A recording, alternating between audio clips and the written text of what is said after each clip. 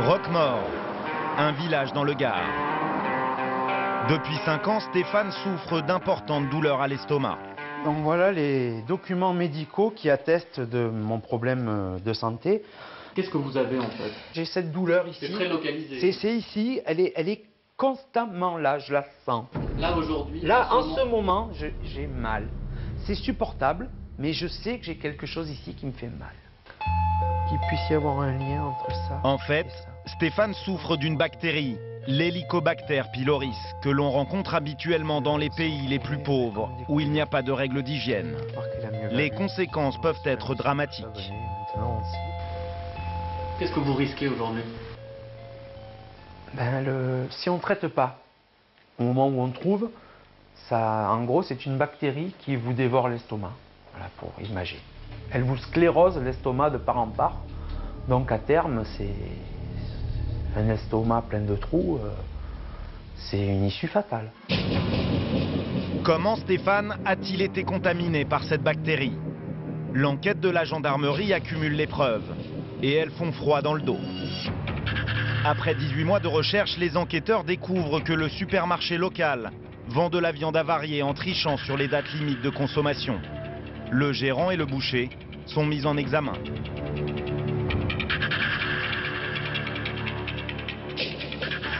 Comment il ne pouvait pas se dégager une odeur infecte de ce spectacle? Parce qu'ils trempaient les choses. Ils ont fait ce qu'il fallait pour qu'on ne le voit pas, quoi. C'est les fameuses barquettes que j'ai décrites à la gendarmerie. C'est la promotion que moi j'avais acheté une semaine avant, quoi. Ça, c'est ce que vous avez acheté 2 semaines avant? Oui. De revoir ça, du moins. Je vous dirais pas que ça me donne mal au ventre, parce que j'ai mal au ventre. Mais ça me dégoûte de me dire comment on peut faire ça, quoi. On n'a jamais suspecté quoi que ce soit. On s'est bien dit, c'est un problème, il y a peut-être eu un problème de conditionnement, il a pris l'air, la chaîne du froid a été rompue, mais par inadvertance. Enfin, on n'a jamais pensé qu'il y avait une machination derrière, une volonté de vendre quand même cette viande qu'il n'avait plus le droit de vendre. Parce qu'en fait, le problème, il est là. La technique utilisée par le supermarché se nomme la remballe. Le principe est simple, il suffit de retirer l'emballage des viandes périmées, de couper les parties les plus avariées et de remballer le tout avec une nouvelle étiquette et une nouvelle date limite de consommation avant de les remettre en rayon. L'une des anciennes employées de ce magasin a accepté de parler. Son témoignage est accablant pour les dirigeants du supermarché. Le matin, je faisais des périmés, comme tous les matins. Tout ce qui était périmé, on le mettait en boucherie pour que les bouchers retravaillent la viande. Eux, ils appelaient ça retravailler la viande à cette époque. Si c'est un steak qui est périmé, il va ou le mettre en steak haché pour le faire partir de suite, ou alors si c'est un roast beef, il va le retailler automatiquement, il va en faire de la daube ou quoi que ce soit. Mais c'était de la viande daubée, c'était de la viande périmée. Cette combine a duré 4 ans. Elle a permis d'écouler des tonnes de viandes avariées en toute impunité. Pourtant, la plupart des employés étaient au courant de ces pratiques. Pourquoi vous n'avez rien dit? Ça, franchement, bonne question. Franchement.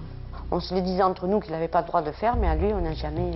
Vous aviez peur de perdre votre emploi? Je pense que si on posait trop de questions, je pense qu'après, il nous aurait fait chier, il nous aurait fait craquer. Alors moi, je pose une question. Comment ça a pu durer 4 ans en passant au travers des contrôles divers? Il avait des contrôles, hein, tous les mois. Avec Des contrôles de l'hygiène? Ouais, avec sa petite tigette qu'il mettait dans la viande. Il y a un problème quelque part là aussi. Ne me dites pas qu'à chaque fois, il tombait sur le bon morceau de viande ou... Enfin, je sais pas. Tous les mois, il y était, le mec. Hein. Et il n'y a jamais eu de problème? Et il n'y a jamais eu de problème, on l'aurait su. Il n'y a jamais eu de problème. Alors pourquoi n'ont-ils jamais détecté que le magasin vendait de la viande remballée? C'est pas en un coup d'œil, c'est pas en allant dans un magasin faire une visite qui va durer 2 heures, 3 heures et en regardant simplement les produits à l'étal que l'on peut dire qu'il y a remballe ou pas. On peut se faire berner comme un simple consommateur. Comment le supermarché a-t-il réussi à faire passer de la viande pourrie pour de la viande fraîche sans que personne ne s'en aperçoive? Comment est-il parvenu à faire du neuf avec de vieux steaks?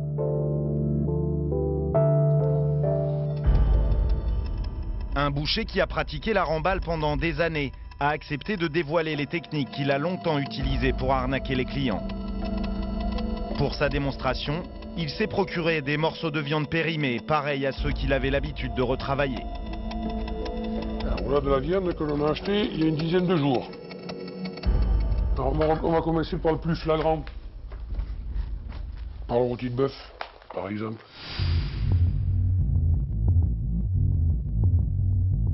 Vous voyez déjà la différence? Voilà comment il est.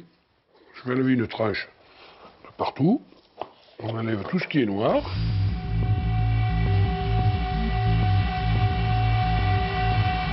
C'est sûr que si vous faites un tartare avec ça, il y a de grandes chances d'avoir ou une gastro ou... enfin, de ne pas être bien. Mais comme ça va être cuit.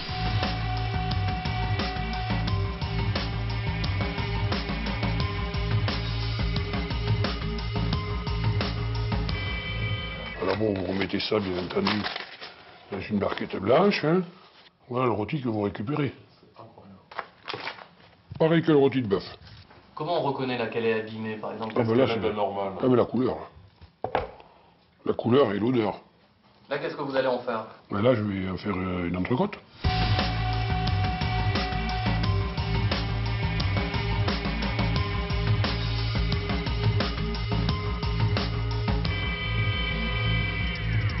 Elle est plus jolie que celle-là. Enfin, elle a moins de déchets. Le client qui ne connaît pas, vous voyez tout ça, bon, c'est un peu plus dur dans une entrecôte. Bon, ben ça, le gras, les enfants, ils vont pas vous le manger. Je suis un père de famille, donc je sais de quoi je parle. Le gras, les enfants, ils n'aiment pas. Tandis que là, regardez. Ce que vous voulez dire, c'est presque plus vendeur quand c'est comme ça, quand on est entrecôte. Ben, il y a moins de déchets. Et maintenant, le clou du spectacle, les merguez. Et les merguez, vous les faites avec quoi? Ben, avec tous les produits qu'on a retirés du rôti de bœuf et des côtes de bœuf. Donc en fait, vous n'allez rien perdre de ces deux, de la côte de bœuf et de l'entrecôte. Non, là c'est la boucle bouclée, là. Et toute la pluche, vous voyez, tous les faux morceaux, là, comme ça, là. C'est vrai que ça paraît pas joli, là, mais on va la hacher. Et puis on va mélanger avec nos épices. Et on va sortir des merguez magnifiques. Ces merguez enverront à coup sûr les consommateurs chez le médecin. Pourtant, le boucher l'assure, dans l'assiette, elles feront illusion.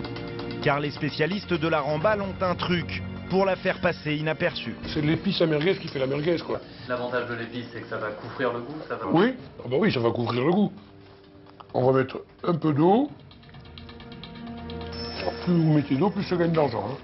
C'est-à-dire? Ben, ça pèse l'eau. Ça coûte pas cher.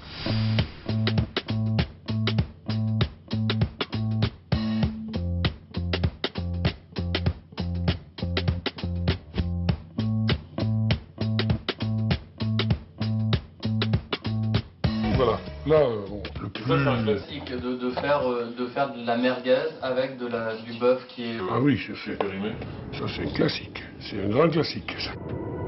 Au royaume de la remballe, rien ne se perd.